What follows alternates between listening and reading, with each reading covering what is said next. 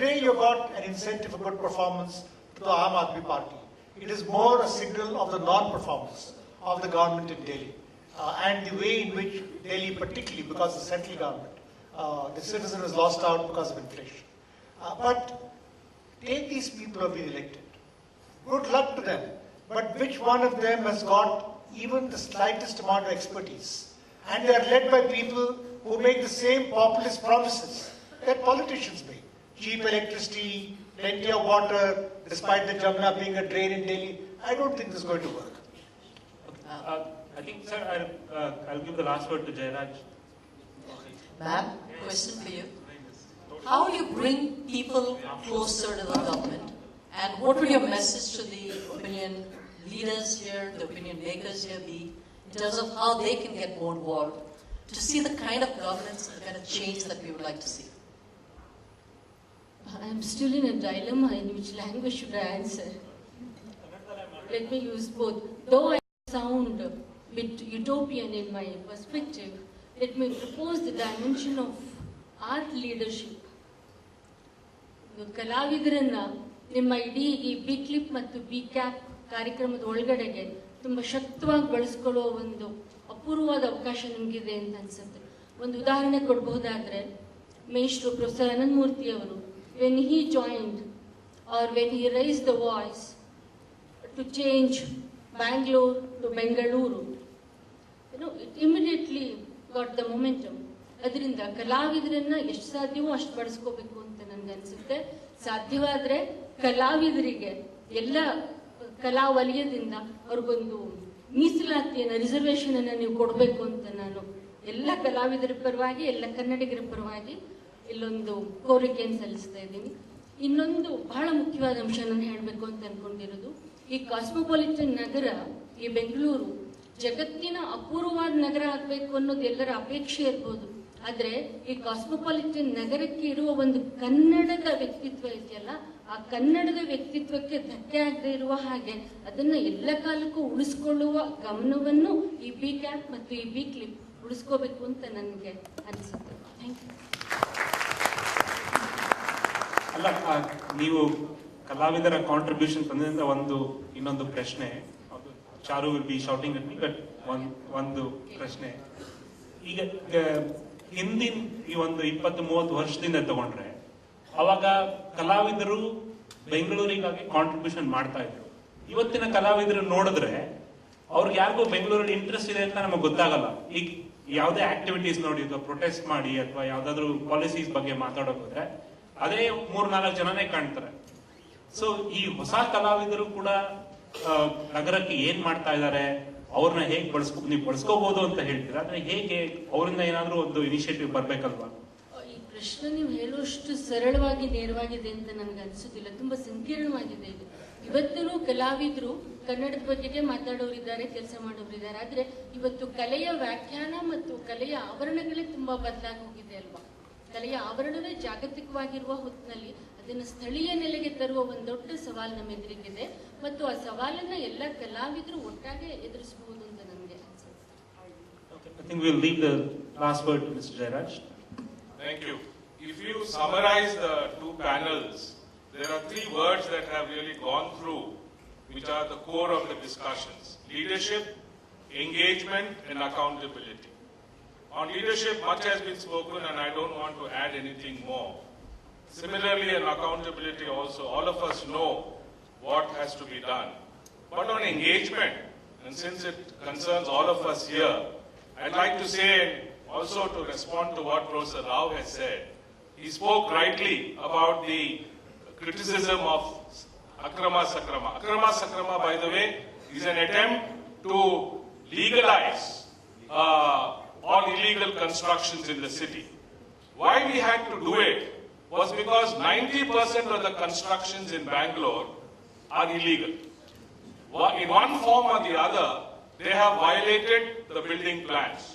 Who is responsible for it? Of course, the corrupt bureaucrat who works at the field level has turned a blind eye for that. But who has done it?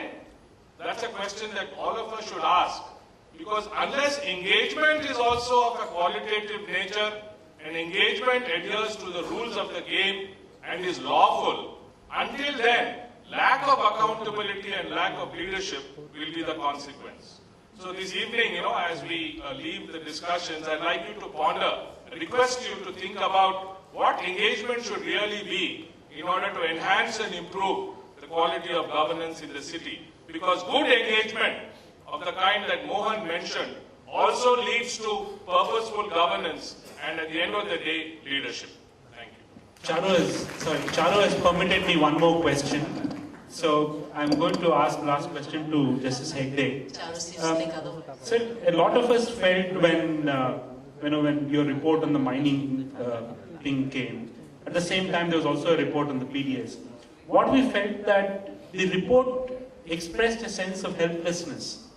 It said, see, all this is happening, somebody do something. So, what is the message that you would like to give in terms of hope? After, because nothing much has come out of the reports from the government side. The Supreme Court has taken some steps. But what is the message of hope you would like to give citizens after having seen, the intricacies of the politicians and the bureaucrats when it comes to working the government? Because everybody is talking about implementation. Winston Churchill once supposed to have said, if you want to kill an idea, appoint a commission of inquiry. And I think all the functioning of Lokayukta is only for the purpose of delaying and keeping aside all the issues which are bothering the most people of the state. I don't want to say much about my mining part of it, but there is one other aspect which he will refer to now, about the PDS system and all. In 2009, I gave a report after an inquiry to the government of Karnataka that up to 2009, this is 2009 June I think, up to 2009, the number of BPL cards that were available or given out to the people concerned was about 41 lakhs of cards were given.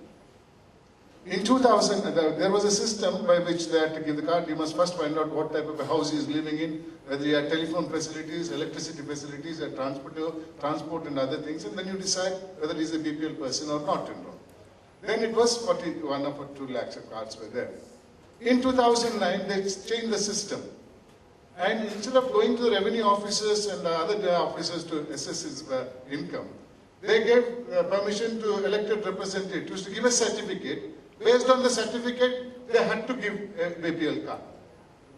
1 year, that's 2009 end, the number went from 41 lakhs to 92 lakhs. Now see the consequences of this. Government of India, which gives the benefits of food grains and other things, gives it only for 41 lakhs. It has to be shared with 92 lakh people now. And these people who came later, they're all influential people. They'll first go to the ration shop and receive it. What happens to the real person who has proved that he's a person below the poverty line? Nothing happens. Therefore, the whole system is created for giving benefit to a particular class of people. And because there is no accountability, as Mr. Jairas said, if there are 80% of the buildings or 90% of the building in Bangalore are irregular, are you going to regularize it?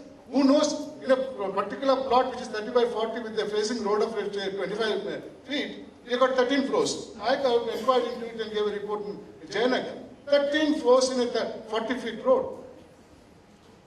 And nothing has happened. The building is still there. It's occupied now. Therefore, there is no message I can give it to the government or anybody, except that everybody knows most of these inquiries are ordered only to take it away from the gaze of the people. Beyond that, there is nothing. Unless the system changes, everybody is honestly accountable. Nothing will change. I may be a pessimist, but I would like to praise it. I think the good news is we all recognize that the system needs to be changed, and we're all here to do that. So thank you very much to the panel.